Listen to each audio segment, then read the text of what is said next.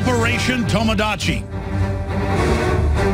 literally translated from Japanese into English, Operation Friends, was an effort by U.S. armed forces to provide humanitarian assistance by supporting Japan in disaster relief beginning on March 12, 2011. It involved 24,000 U.S. service members, 189 aircraft, 24 naval ships, and an estimated $90 million. You didn't see other governments coming to the aid like the U.S., excluding the $4.3 billion costs incurred by the construction of the USS Ronald Reagan that's now been radiated. And here's the headline. You've got to go to RT to even know about this. It's up on Infowars.com. U.S. Navy sailors sue Japan for lying about Fukushima radiation. And it has now come out that they were testing them, and as the levels went up, they stopped the testing. And, of course, this has come out in the Japanese news that they lied to the whole world and would just said that detectors weren't working in Fukushima prefecture or that state and surrounding areas. And now they've been doing the same thing here in the United States with increased radiation levels. So the radiation's up, but they're not going to discuss why. And we're joined until the bottom of the hour by attorney Paul Garner and Lieutenant Steve Simmons, who was out on one of those ships that gave aid when everybody else ran. And so they can also break down what he saw, what unfolded. So we're joined by Paul Garner, the attorney, and Lieutenant Steve Simmons from the Navy.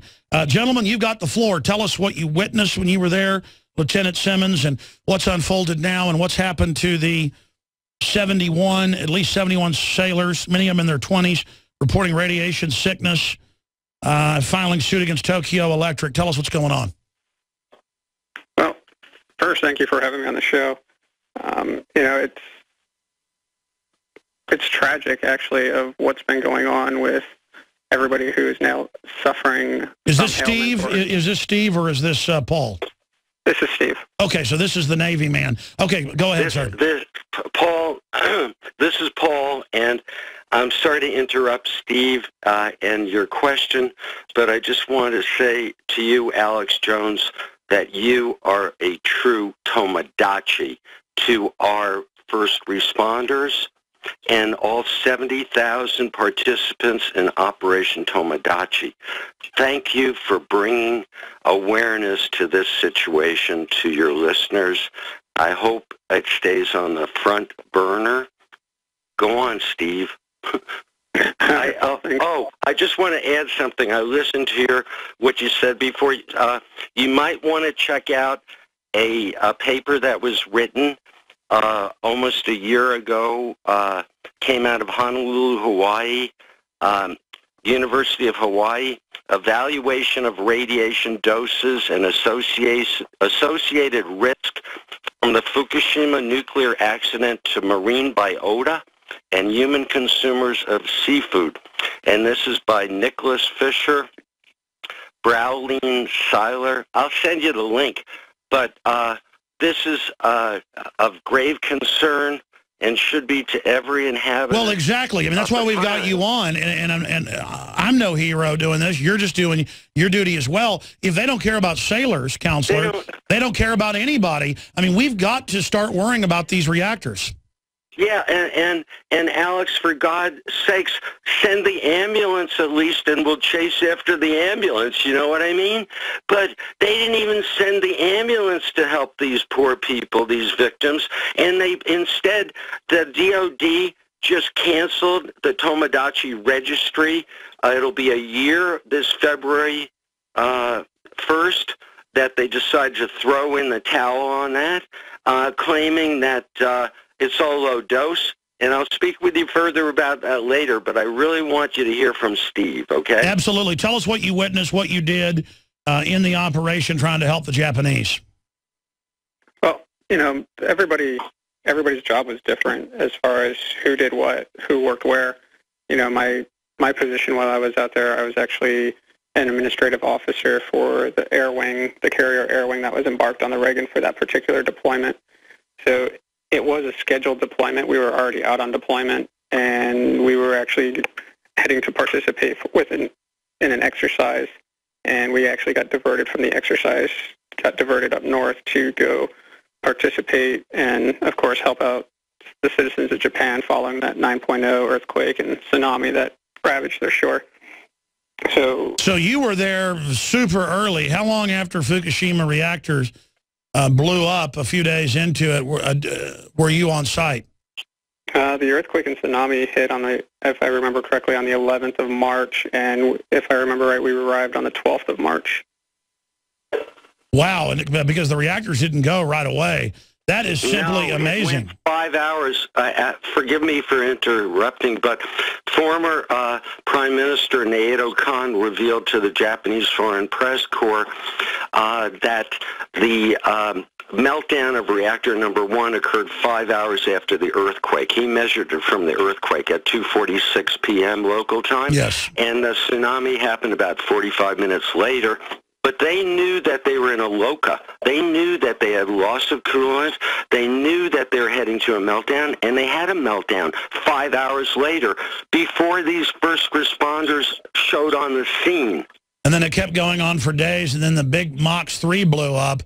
That was the one that shot the mushroom cloud in the air so far. Amazing. Yeah, and they were cooked for 5 hours in what is claimed by those in charge as being low dose, and you can get as much by eating a banana or from just taking a plane ride or something. That's right. Tell us the long and short of it. I mean, you guys, these sailors, everybody tried to help with Fukushima. You got radiated, and the big crux here, as I was reading the news, is that then your radiation levels were going up, so they stopped testing you. Tell folks what happened. Well, the story that they've been peddling, or that's been peddled for the past 3 years, is that there is no threat to the radiation levels that anybody was exposed to, and that you can actually get more radiation exposure from 1 month's worth of rock, sun, and soil, or a transcontinental flight. So that now today, it doesn't sit well. I can say, at least for me, it doesn't sit well. It's not that easy to push that I believe button because of some of the measures that were taken while the ship was out there. Sure. I mean, well, they admit this is much worse than Chernobyl, and it's ongoing. So what did you do in the mission? How close did you get? And then when did you guys start to feel sick? Well, if I remember correctly, I wasn't my job per se. I'm not a navigator or anything like that. All I can go is, what we were told. So at one point we were within pretty close proximity to the plant, and as Paul mentioned, sitting for 5 hours, we actually sailed into the nuclear plume and was in the plume for a little over 5 hours. And then on the subsequent time, we actually had to secure the water system because we actually sucked up the contaminants into the water system of the ship. And everybody who knows something about the ship, that's how we get our drinkable water, our potable water. So everything we use, from showers, water faucets, soda machines, water for cooking, it's all coming from seawater. And what is the point in your missions of sailing through the plume?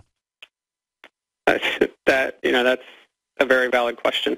That's definitely a question that I don't have an answer to. I'm not... Sure. And so you guys are saying you've got radiation sickness. When did you start to see the symptoms? Well, it was November of 2011 after I had returned. Apparently I was having some issues on the ship, and I really didn't think much about it as far as GI type issues, and I didn't really think anything about it. November of 2011, I started feeling ill, at which time I was actually driving into Arlington, heading to work. I was driving down Route 50, and I actually blacked out and drove my truck up on a curb. So after that, it was back and forth to the doctor, test after test, couldn't figure anything out. And I started running fevers. I was running fevers for 3 months solid, as high as 102.9, in and out of the hospital 3 different times for admittance into the hospital. Lymph nodes start swelling, dealing with severe night sweats, lost 20 to 25 pounds completely unexpectedly wiping hair off my body as I showered. And then during the second hospitalization, I was actually standing up and my legs just buckled. And then and then from there it started dealing with muscle weakness, progressing up. And now it's taken a point where it now affects the signals between the brain and the bladder, and I have to catheterize every 4 hours now. Good Lord. Classic radiation. Wheelchair dependent. Classic radiation sickness symptoms. And, of course, Japanese children are dropping dead everywhere. People are having heart failure. Their teeth are falling out. Same type stuff you've been going through with the bleeding and the not having control of the bladder. And, of course, the response is that nothing's going on, correct? As of right now, there's been no doctors able to, well, I don't want to say able to, but at least willing to make the connection. In fact, I've actually had, the first time I was hospitalized, I actually brought it up to the intern, and the intern's response to me was, well, if this was radiation, you would have seen symptoms long before this. My response back to him was, I'm no doctor, but you need to go back to med school because you're an idiot. Well, let's talk to your lawyer, Paul Garner, real quick. I do see that Congress, the Navy Times is reporting, is investigating sailors' exposure to Fukushima radiation. But, I mean, you know, my whole point is anybody in the military, or the police for that matter, should understand that when stuff melts down, out of hand, almost every time, they deny people were exposed, just like the nerve gas in the first Gulf War. 24,000 chemical detectors went off, and they still just said, no, nothing happened, even though it killed large numbers of people years later, and has now been confirmed.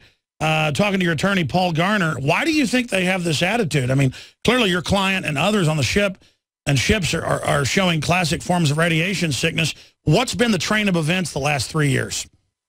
Can you hear me? Yes, sir. They control the ball game. They control the media. They control the misinformation that's disseminated from day one from Fukushima Gate. If you were at the nuclear power plant on day one, March 11th, 2011, and you were in charge of the power plants and having to deal with the meltdown of reactor number 1, number 2, number 3, and the potential to have to say, hey, we have to walk away from this because you'll have to evacuate Tokyo, Japan. So here's the dynamic. The guy who was in charge is now dead from cancer, their own guy. So I don't care what Nuke Abe, their present prime minister, may be pushing to the world. No one has gotten sick from Fukushima, and no one ever will. Well, just take a look at the guy who was in charge of, your TEPCO, your Tokyo Electric Power Company. You're a big shareholder. You're #1 shareholder in it now. The guy's dead from cancer. Hello? So they're in control, Alex. They don't have, we don't have InfoWars at our disposal on mass media. If mass media paid attention to this like I did after it first happened and stayed on it like they should have, but they're captured. They're all captured by the nuclear industry from the top down, from your commander-in-chief right on through to the head of the Nuclear Regulatory Commission. It's all money-making. That's right. charade. That's right. Their propaganda is so good. Of course, the Ronald Reagan's nuclear-powered, last time I checked. And, you know, I've always been a pro-nuclear power guy because, I believe we need energy. The problem is none of them work these things right. They build them on fault lines. When they blow up, they don't even seem to care. They're not even trying to fix it. There's just this attitude that they're in control of the BS machine so they can lie to themselves and everybody else, but they're not in control of the reactors. You know, the laws of physics will not respond to TEPCO's bull. So where is the lawsuit going, and how do we support you guys? Okay, here's where it's going. We're refiling before February 6th is the deadline that Judge Janice Sammartino afforded us to file our second amended complaint in federal court in San Diego. We had 51 victims. We expect to double that figure of record.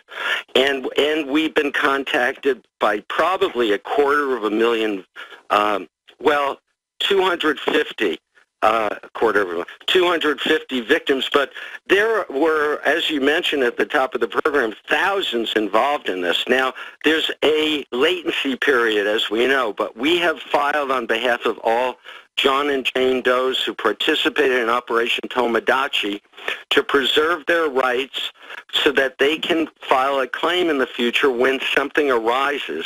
With Steve, we know what's happened. With several others, unfortunately, it's the same scenario or beyond. Constantly bleeding from your butt or from gynecologically, and you're a young person, and not at 21 you lose one of your testicles. So we're going to push this forward. As you mentioned, Congress is going to get a report back from the Undersecretary of State in charge of this by April 15th, but we're not waiting for them because where have they been? And by the way, folks, for those that don't know, radiation attacks fast-growing cells. So your gums, your intestinal lining, and sailors across the board that were part of the operation have been reporting bleeding from their rear ends. So just understand, this is not a game. That means you've got serious radiation sickness. And what makes me mad is they didn't tell people take iodine from what I read. Perhaps the sailor can correct me. But why not tell them to take iodine? Why not tell them now that there's things like Prussian blue and things that could help strip this out of your body, or chelation? I mean, why were you told any of this, Lieutenant Simmons? They don't want to admit that there's a problem. It's denial. It's denial. No, it's like telling the first responders don't wear respirators, the air is fine on World Trade Center. I mean, it's beyond just not caring and covering up. They actively don't want you to get any aid or protect yourself. They'd be saying, go down 1,000 feet in the water. You don't need a mask or a tank. You don't need air down there. I mean, it's just... Go back to that briefly. So they never told you to protect yourself from radiation. You had a wonderful... Well, they also... I'm sorry, Steve. I just want to say this to Alex. Glenn Troltz, your guy who you had on the other day, Glenn Troltz, who got measured for cesium. He's got cesium in his body. How much cesium do you think Steve Simmons has in his body?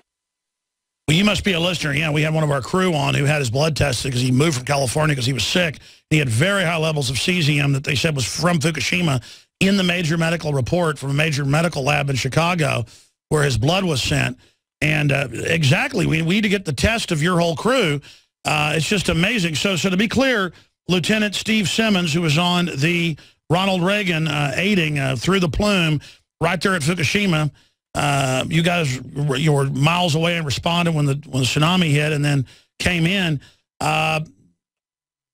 Tell us about, I was reading that you guys were told that there was increased radiation, but then when it started going up and up and up, they said don't worry about it and stop testing? Honestly, that's new information to me. That is not information that I was purview to, I should say. Sure. What about iodine? Did they tell you to take potassium iodine? The only individuals that were taking potassium iodine were those directly involved with flight ops, those going ashore, and potentially some of those that were working on the deck, but that was it. The rest of the crew, nothing. So you're talking a crew of about 5,500 people, and a small amount of them were working on the deck or actually going ashore. And by the way, you're living in and around a nuclear reactor on the ship, because that's a nuclear-powered carrier, right? Correct. Okay, so did they not have enough potassium iodate or iodine for you, or what happened? I'm quite sure they had plenty. However, they're going off of misinformation. Shows the mindset of the establishment. It shows that the sky's the limit more and more, and they've got these pilots, people on the flight deck. I mean, this is coming out in the news, and no one will give them treatment. No one will pay for it. At least the New York Post, who I was critical of earlier, they reported on this. Guys, closing comments, Attorney Paul Garner and Lieutenant Steve Simmons. I mean, how's your radiation sickness now? Has it gotten better or worse? You got to catheterize yourself. What's happening to your buddies? How many people have joined the suit? Well, for me, the latest thing, obviously, is now that I have to catheterize every 4 hours. Good God. I'm also 100% wheelchair dependent. Good God. I've lost my mobility there, and, it's just, I take one day at a time. And, up until up until recently, I really haven't talked to anybody else who has been dealing with any sort of ailment, at least where I'm located. There's one individual that I've come across who's also dealing with some issues of his own as well. And then, of course, there are the other individuals, all the other individuals that have come forward to Paul. Yeah, well, RT reports 71 sailors, many in their 20s, are filing in the lawsuit that your lawyer's heading up. Is that correct, Paul? More. Hello? Yes, sir. I'm just thinking about this situation. Any other points? No, the situation is this. We've barely scratched the tip of the iceberg. You're so right in your analysis. They sent the Reagan up to Bremerton for a year and a half to try to take out the radiation from a lot of components. They shipped it all over to Hanford to bury it over there. They sent the Reagan back to Coronado. Then when somebody says, hey, you shouldn't have little school kids going on for field trips on the Reagan, there's probably radiation on it, they determine, oh, we'll send it back to Japan and we can cook it some more. So what I would suggest to you is this. Have your listeners consider a study that was done back in 2003. Past exposure to densely ionizing radiation leaves a unique permanent signature in the genome, and that was David J. Brenner you probably know him, out of Columbia University. Yes. The Center for Radiological Research. They teamed up with the Russians, and they studied all the people from Chernobyl, and they actually isolate down to the chromosome level what damage was done by radiation as opposed to other environmental hazards that we all confront. So this is going to burst their Fukushima Gate balloon, because once the people in the know step forward and say, no, enough of this BS, this causes unique permanent damage to our genomes. We're talking about survival as a race. Okay? We're talking about survival of the west coast of California and beyond. Just wait until the people up in Malibu have all that radioactive debris land on their shores this year, and the phones ring off the hook at Barbara Boxer's office and congressmen down here and everyone, oh, what are you going to do about this now? Well, it really worries me that the establishment could care less about anything but partying all the time with their underage pages. I mean, it is frightening to know the type of weapons these people have, because the honorable folks are the low-level military and police and the general public compared to the people running things. I guess historically we've got a bunch of Caligulas and Neros and on power trips. I empathize with what's going on with you, Lieutenant Steve Simmons, and I hope you get better. I mean, has the VA told you about any treatments that can try to get the radioactive isotopes out of your body, or have those already broken down? I mean, what's your prognosis? Game. That's what they are, and they got to be compensated. Let me just tell you this, okay, and I'll shut up. Mangano and Sherman, Doctors Joe Mangano, the Nuclear Project, and Jeanette Sherman underscore how small amounts of anthropogenic radiation are lethal and crippling over the short and intermediate term. Human immune systems cannot thrive with permanently damaged thyroid function. You take it from here, Tomadachi. Well, that's well said. Go ahead. To answer your question, has the VA mentioned anything about it? In fact, nobody has. Nobody's even, due to the fact that nobody's acknowledged that radiation has had anything to do with my failing health, nobody's even talking about potential treatments or anything of that nature. And, in fact, I've actually had, aside from the intern who gave me his comment about if it was radiation, I would have seen symptoms long before I did, I've actually had, no kidding, a doctor say, well, maybe you're better off not knowing what this is. So at what point do I give up all hope with doctors? And I don't know. I don't know where to go from there. We have a bunch of insane scum running things. Look at the GMO crops. Look at the fluoride in the water. They are killing us, and overwhelmingly it's to reduce population. That's their rationalization. But in the final equation, they're just a bunch of mismanaging, bumbling boobs who endanger our entire civilization. Gentlemen, thank you so much for coming on with us. I want to ask your lawyer, Paul Garner, if he'd like to give out his legal website, or Steve, if you'd like to give out any contact info for yourself or others that might want to talk to you. Sure. We would invite your listeners or others to contact us at FukushimaRadiationVictims.net. It's spelled FukushimARadiation.VICTIMS.net, and we'll be happy to interact with you. And my personal email is pcg@garnerlaw.com. All right, well, good job. NERLAW.com. Good job, Mr. Anyway, Garner. Thank you, Alex, for shining a spotlight on this, and we'll keep you posted. And I know that I've reached out to Glenn. I want to speak with him about where he was during the 3 years before he got tested, where he lived and where. Sure, thank you. We'll do that. And then Steve Simmons, anything else? Nope. I mean, obviously my big concern is that making sure that answers come and that the young sailors and Marines are all taken care of. I hear you. Thank you so much, gentlemen. Godspeed. Will continue to follow your case because we're all being affected by this in a lesser way, unfortunately.